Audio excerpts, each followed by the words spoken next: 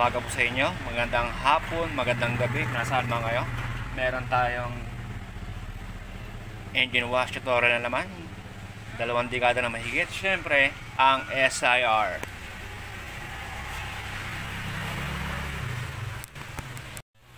So, engine wash tutorial.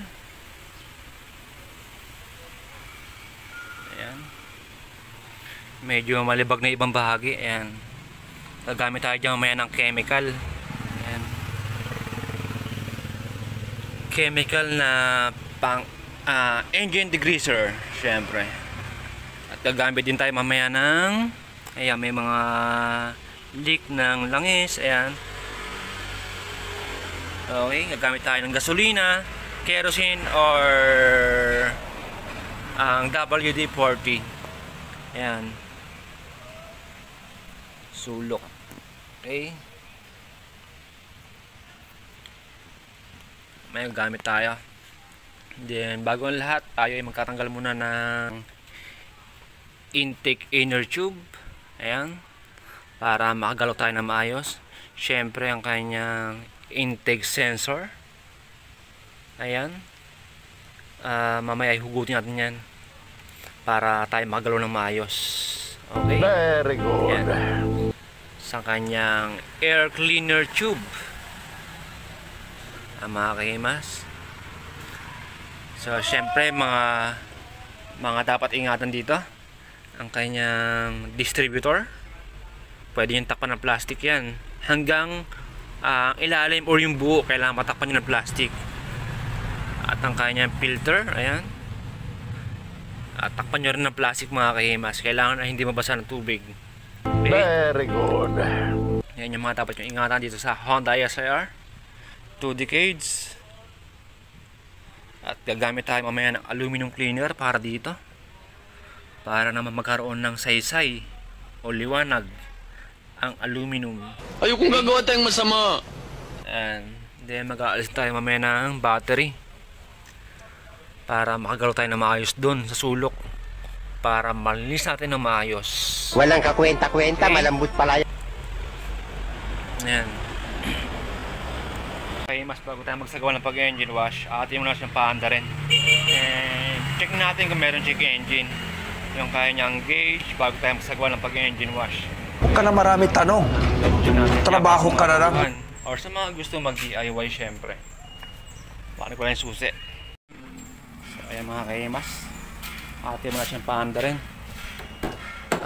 Kailangan ay walang check engine bago tayo magsagawa ng pag-engine wash. Manual transmission, syempre kailangan naka-neutral kanyang cambio bago kayo magpa-start.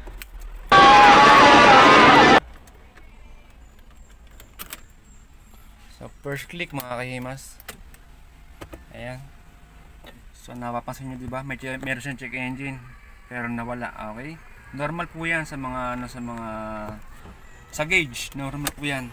Pero kailangan po mawala yan pag ating pinaandar.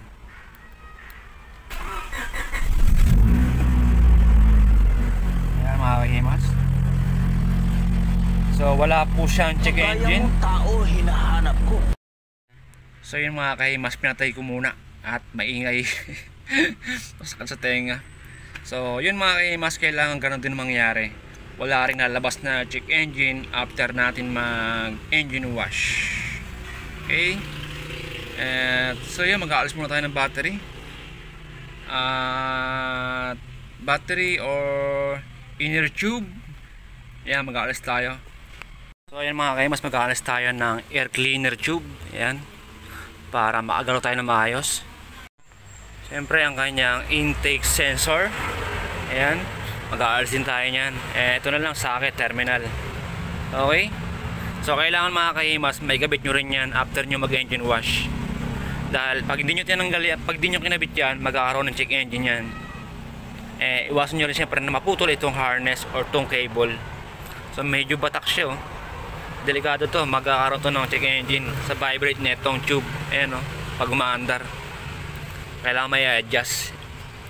So i-adjust ko lang yan kapag tapos ko mag-engine wash. Okay? At mag-aalis tayo ng battery para makagalaw tayo na maayos sa mga sulok na ito. Okay?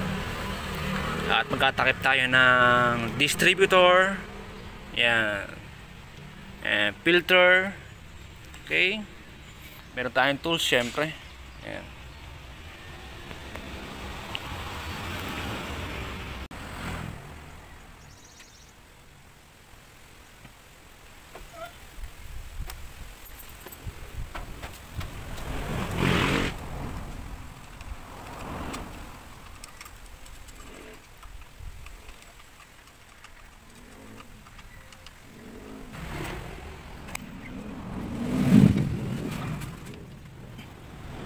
Ayan mga kaimas, tanggal na yung air cleaner tube at yung kanyang battery para malinis na maayos at tulad yan mga kahimas. Ayan. Ayan yung ilalim, kailangan kasi tanggalin yun para tanggalin kailangan yun, tsaka itong battery, okay, para makagalaw kayo na maayos.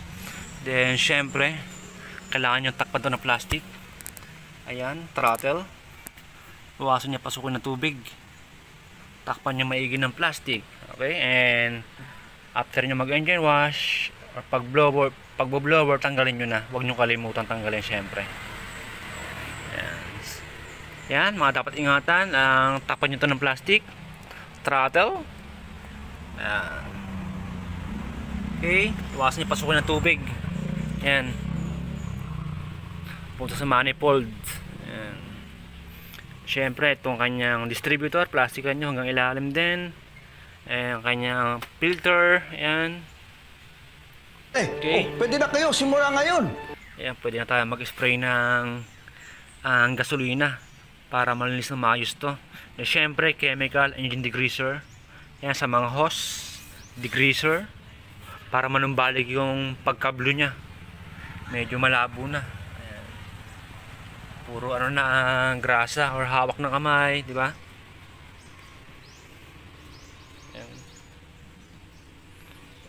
Siyempre kasama rin itong mga kahimas sa paglilinis ang kanyang hood. Ayan, medyo dilaw na, sulok. Ayan, engine wash.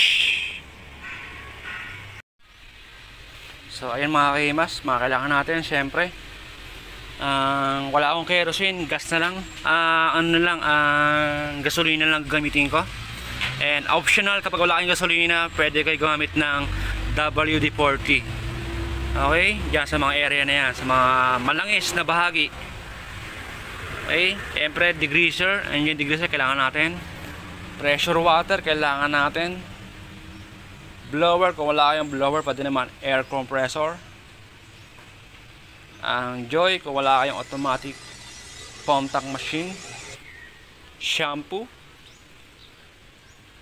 wash mitt, microfiber towel, foam, pansabon, kahit alin dyan pwede. Meron nyo sa mga market. And detailing brush or paint brush, pwede po yan sa area na hindi abot ng ating mga daliri. At syempre mamaya gagamit tayo ng aluminum cleaner para sa mga hose na aluminum. Ayan. Ayun, aluminum hose. Okay. And syempre, ito mga aluminum hose, gagamit tayo mamaya ng chemical. Ayan, para sa aluminum, para manumbalik ang alindog nitong makina. And sa mga body top coat naman, gagamit tayo ng engine degreaser para mawala yung kanyang mga water spot or dirty spot. Okay. Ayan. Gagamit tayo ng apron para hindi tumama yung ating metal na bagay katulad ng susi, belt or botones or zipper, para hindi magkaroon ng deep scratches ang kanyang top coat color. So hindi lang makina ang ating iingatan, syempre ang kanyang panlabas din na anyo ay ating iingatan. Okay, make sure na ang lahat ng inyong tinanggal ay maikabit nyo rin na maayos. Okay, lalo na yung kanyang sensor. Okay, para hindi magkaroon ng check engine. At kailangan niya rin may blower ng maayos bago nyo paanda rin syempre. Ayan mga kahimas.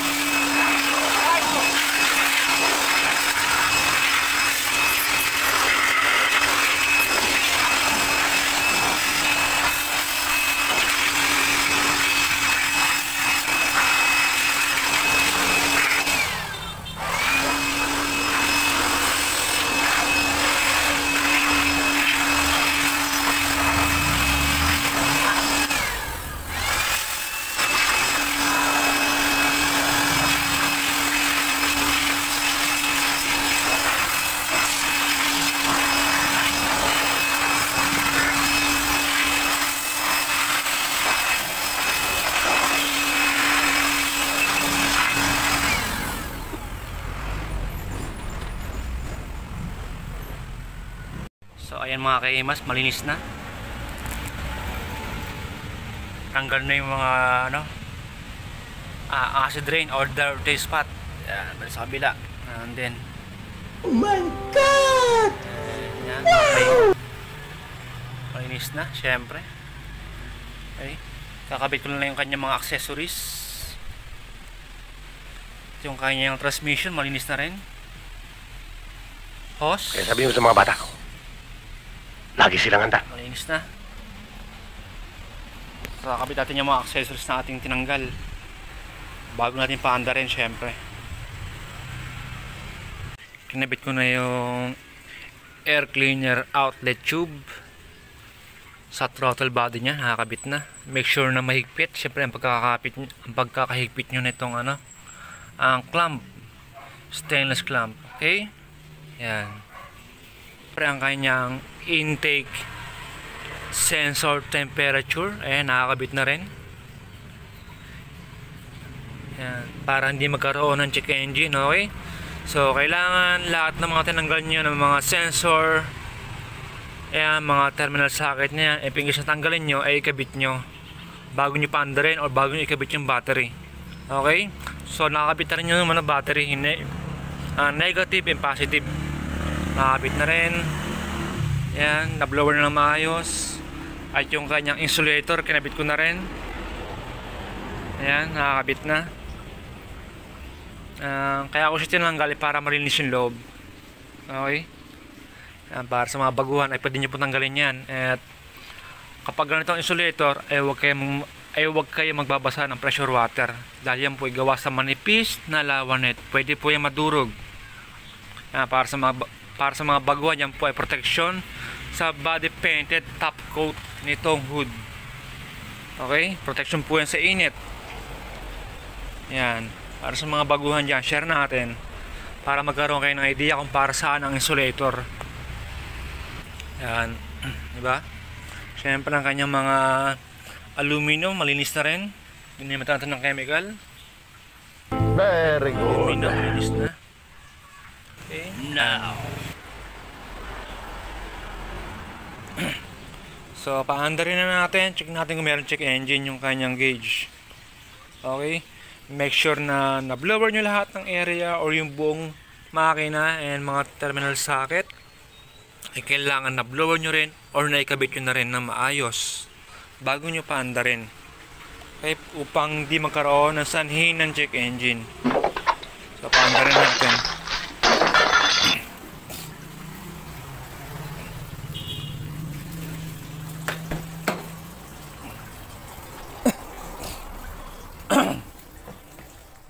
Excuse me. Siyempre. Ayan. Manual transmission. Kailangan naka-neutral. Okay. Wala kang dapat ikatakot. Ayan. Pwede rin handbrake. Ayusin natin yan. Ayan. Handa rin natin mga kaimas. Ayan.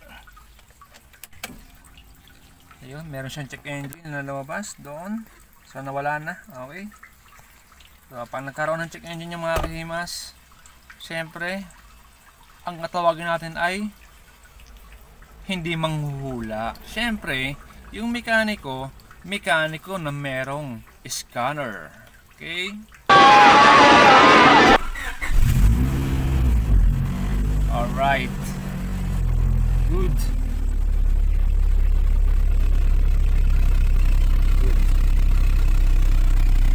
Wala po siyang check engine, mga kahimas.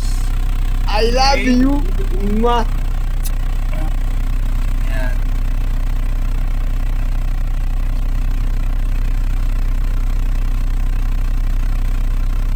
Ayun mga kahimas, no, pinatay ko na yung makina dahil maingay. So masarap sa tenga, pero dahil nga tayo ay gumagawa ng tutorial, at baka hindi nyo na rin marinig. Kaya akin muna siya pinatay. Diplomatic car ang tiniran nyo. So yung mga kaimas, ay in case nga na mayroon siyang check engine, ay tumawag kayo ng mekaniko or bago ay tumawag ng mekaniko, check nyo muna yung mga sensor socket na pinagmula ng check engine. Baka may nahugot lang or naputol na harness. Okay? Then kung walang putol or walang nabunot yan, or walang nabunot na mga terminal socket, ay wag na kayo manghula. Tumawag na kayo ng mekaniko. Yung mekaniko na meron scanner para makuha agad kung saan nagmula yung kanyang check engine. Ayan, para sa mga baguhan, lalo sa aking mga bagong subscriber dyan. Syempre, shoutout nga pala rito. Yan, thank you po na marami sa inyo sa mga nagpo-comment doon sa ang training or tutorial ng engine wash. Marami pa ako sa aking channel, so hindi ko po mapupuntahan yung inyong area dahil meron pa ho akong gawa or naka-sked. Then syempre hanyo balang araw, sensya na po kayo sir ha. Yan kay sir. So ayun mga kaimas, okay na yung kanyang makina. Na-blower na natin na maayos at napaanda na natin, so walang problema. Goods na goods tayo. Ayan.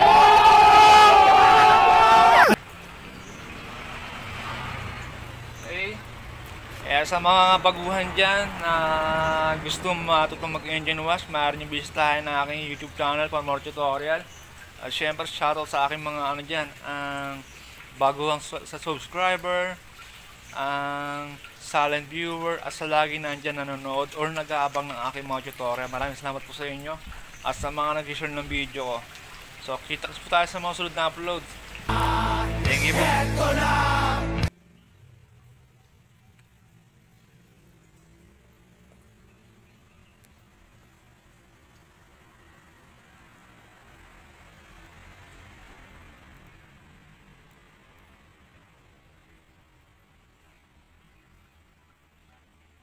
Oh my God. Wow.